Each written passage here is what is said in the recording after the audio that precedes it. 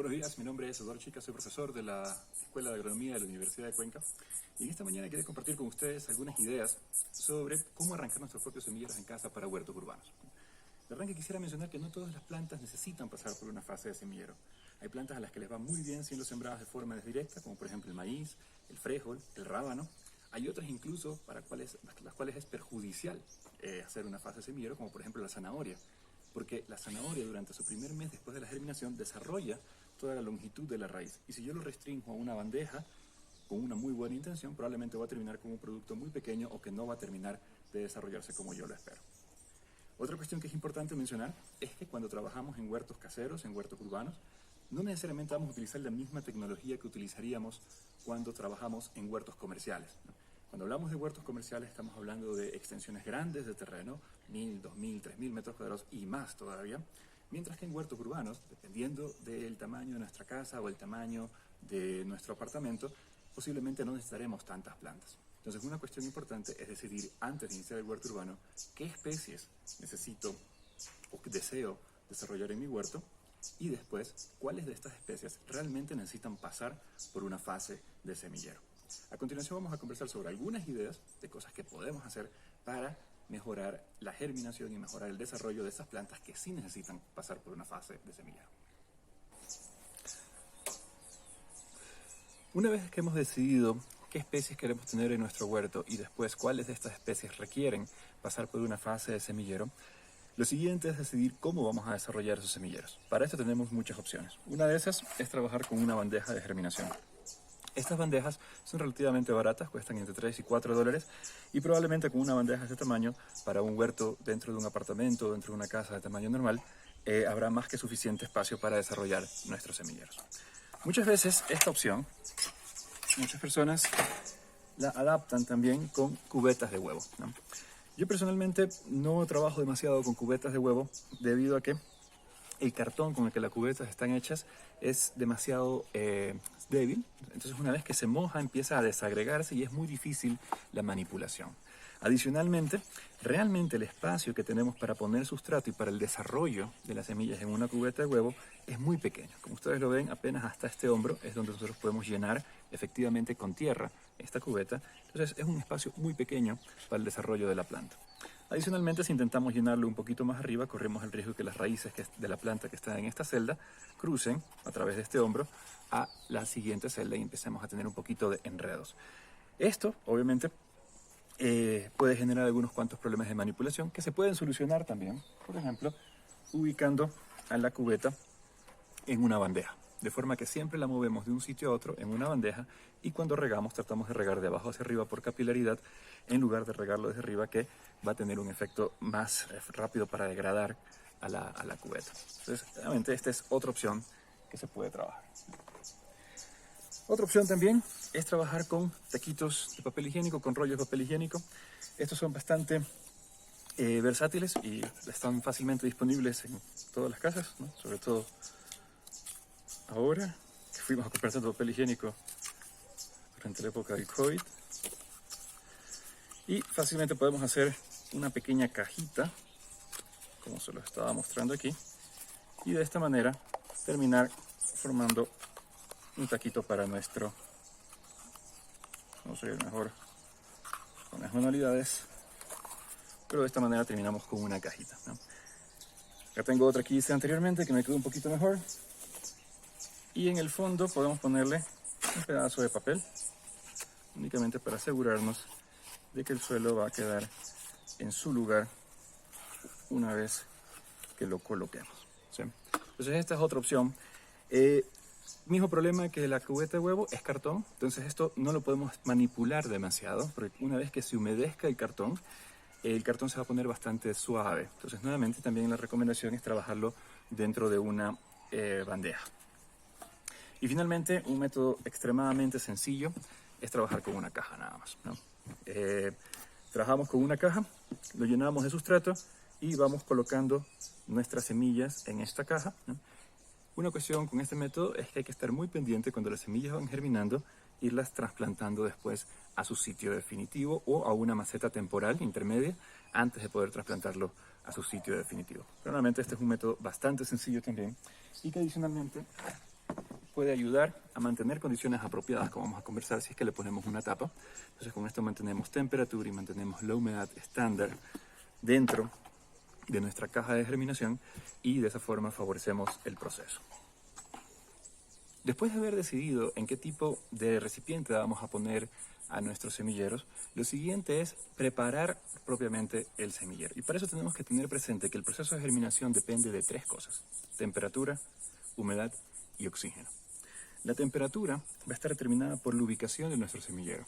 Usualmente aquí en Cuenca o en zonas de la sierra, la recomendación es que los semilleros se desarrollen dentro de casa, porque requieren temperaturas abrigadas, mientras que en el exterior las temperaturas fácilmente pueden bajar a 10 grados, 8 grados, dependiendo de la zona donde se encuentren, y eso no es favorable para el proceso de germinación, simplemente lo va a alargar.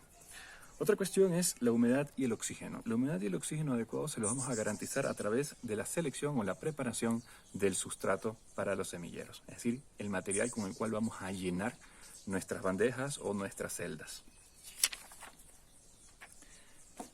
En agricultura, cuando trabajamos con sustratos, muchas veces trabajamos con este sustrato que está aquí, que se llama turba, ¿no? O un sustrato más bien a base de turba, porque en realidad representa una mezcla de componentes.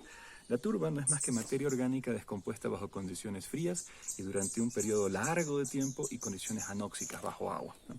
El problema con la turba, que vamos evidenciándolo cada vez más, es que es un recurso de muy lenta renovación. Toma más o menos unos 70, 80 años regenerar una turbera, y utilizamos más turba de la que se está regenerando actualmente, aunque hay procesos de regeneración de turberas. Entonces, esta es una opción, no es muy cara, la pueden conseguir también, a veces por unas bolsitas de unos $2, $3, pueden conseguir turba. Una ventaja de la turba es que es un sustrato ideal, ¿no? ¿Por qué? Porque es prácticamente una esponja que absorbe agua, pero adicionalmente también mantiene su porosidad, ¿no? Al absorber agua, entonces estamos garantizando la humedad del sustrato, y al mantener su porosidad, al no compactarse, al no hacerse lodo, mantenemos también la oxigenación, que es importante para la germinación y para el desarrollo de las raíces. Normalmente ustedes van a ver que la turba viene mezclada con algunos otros componentes, como estas piedritas blancas. Esto se llama perlita, y es básicamente un componente que se añade a las mezclas para producir más porosidad, más espacios aéreos, ¿no? Ahora, en casa, si no quieren trabajar con turba, quieren trabajar con sustratos domésticos, tienen varias opciones también. Nuevamente, la turba es como el estándar, y lo que vamos a tratar de hacer cuando preparamos nuestro sustrato es parecernos a la turba lo más posible, ¿no? Tratamos de trabajar muy poco con suelo, porque el suelo tiende a enlodarse, tiende a encharcarse, ¿no? Entonces, en una mezcla para semilleros probablemente querramos añadir una parte de suelo, ¿sí? Este suelo que yo he filtrado, he pasado por un tamiz para asegurarme que no tenga partículas demasiado gruesas, ¿no? Por otra parte, el componente principal de nuestro sustrato va a ser materia orgánica, ¿no? Y esa materia orgánica puede salir de diferentes formas. Puede salir, por ejemplo, de tierra de sembrado, esa tierra que está llena de hojas, como esta que está aquí. Esta es tierra de sembrado a la que también yo he filtrado a través de un tamiz. Y esto podemos ponerle 3 partes. Si ustedes están preparando compost en casa, también podrían utilizar compost tamizado para preparar su sustrato, ¿no? Ustedes ven que esto va tomando una textura bastante suelta, ¿no? No obstante, si yo le pongo agua, van a ver cómo esto eventualmente se vuelve nuevamente lodoso, ¿no? Así que necesitamos otro componente, algo como la perlita en la turba, que aporte un poco más de porosidad. Y algo que podemos conseguir en casa que aporta eso es carbón molido. Entonces, un poco de carbón molido, una parte de carbón molido,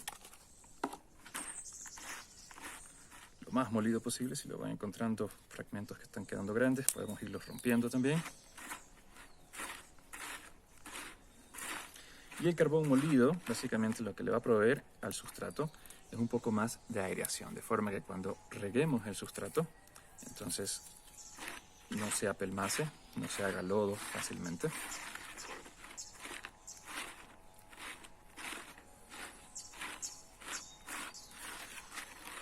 Esta parte es bastante de ensayo y error. Hay que ver qué tipo de materiales tienen ustedes disponibles en su casa, cómo es el suelo. No todos los suelos son iguales, hay suelos más claros, más oscuros, algunos son más arcillosos, se expanden, no se expanden. Eso va a depender bastante de los materiales que ustedes tengan a disposición en su casa, ¿no? Otro material que puede sustituir el suelo es el suelo de sus macetas, las macetas antiguas también. Y Con eso tenemos un poquito hecho el sustrato. Entonces, una vez que tenemos hecho el sustrato, antes de llenar nuestros recipientes, ya sea una caja, ya sea un taquito, una bandeja, necesitamos humedecerlo. Es mucho más fácil humedecerlo mientras lo preparamos que humedecerlo en la bandeja. Entonces, ponemos un poquito de agua y empezamos a mezclarlo. Ustedes van viendo cómo va cambiando esa estructura suelta. Poco a poco se van formando más grumos, se van formando más terrones. Y si tuviésemos más suelo, entonces tendríamos lodo en las manos. Pero ustedes ven cómo, dado que el principal componente es materia orgánica y carbón, entonces podemos mantener esa textura suelta. No se nos queda pegado en las manos terrones demasiado grandes. Seguimos humedeciendo. Queremos que esto esté húmedo, pero no queremos que esté empapado, que no esté mojado, ¿sí? Porque nuevamente queremos darle humedad, queremos darle temperatura, pero también queremos mantener la oxigenación del sustrato, ¿sí? Entonces, una vez que tenemos nuestro sustrato listo, digamos en este caso voy a tomar este taquito, voy a proceder a llenarlo, y lo único que hago para llenarlo es taquearlo, ¿sí? No pongo la mano para hacer presión porque no quiero acabar con esos espacios de aire que se están generando por el taqueo. Listo.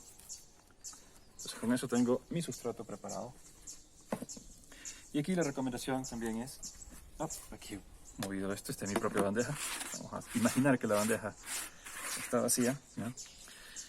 Pero aquí, para poder armar mis semilleros, podría ir poniendo varias de mis taquitos y después llenar esta bandeja con agua, de forma que el agua empieza a ascender por capilaridad. ¿Qué tiempo? No demasiado tiempo, ¿no? Deberíamos mantenerlo probablemente con esa capilaridad por unos 20-30 minutos. Tienen que estar ustedes revisando esto. ¿Por qué? Porque nuevamente no es el sustrato ideal.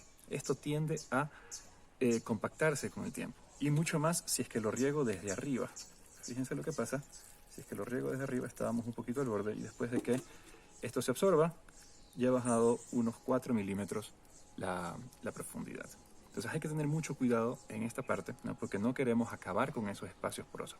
Por eso tratamos de regar de abajo hacia arriba y no excedernos en el riego. Unos 20-30 minutos máximo, absorbe y está listo, ¿sí? Si trabajamos con la caja, aquí sí no nos queda otra más que regar desde arriba. Y bueno, lo haríamos de la misma forma, ¿no? Solamente regaríamos desde arriba con una regadera que tenga un chorro muy fino. Y de esta manera mantenemos las condiciones de humedad adecuadas. ¿Qué pasa cuando algo sale mal? Esto es un indicador de que probablemente el sustrato que yo utilicé le faltó parte de ese componente de aireación. Cuando empezó aquí arriba y poco a poco se fue hundiendo.